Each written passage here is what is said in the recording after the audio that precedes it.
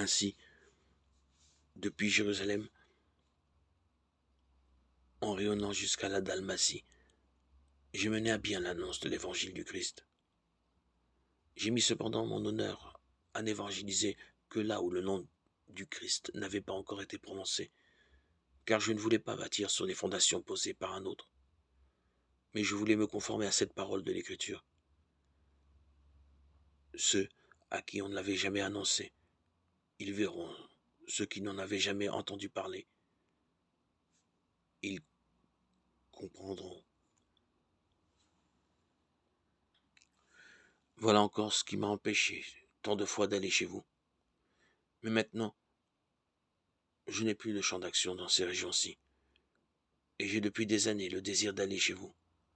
Quand je me rendrai en Espagne, en effet, j'espère que je vous verrai en passant et que vous m'aiderez pour me rendre là-bas, quand j'aurai d'abord un peu profité de cette rencontre avec vous. Mais pour l'instant, je m'en vais à Jérusalem pour le service des fidèles, car la Macédoine, avec toute la Grèce, a décidé un partage fraternel pour les pauvres, que sont les fidèles de Jérusalem. Elles l'ont décidé en effet car elles ont une dette envers eux. Si les nations païennes ont reçu d'eux en partage des biens spirituels, c'est pour elles une dette de leur apporter aussi une aide matérielle. Quand donc j'aurai terminé cela et que j'aurai remis en bonne et due forme le fruit de cette collecte, j'irai en Espagne en passant par chez vous. Et je sais bien que ma venue chez vous sera comblée de la bénédiction du Christ.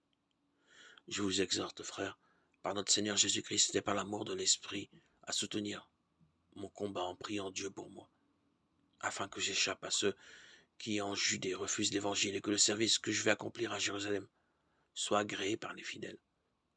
Alors je pourrai, si Dieu le veut, arriver chez vous, dans la joie, et prendre du repos au milieu de vous. Que le Dieu de la paix soit avec vous tous. Amen. Romains 15, 20, 33.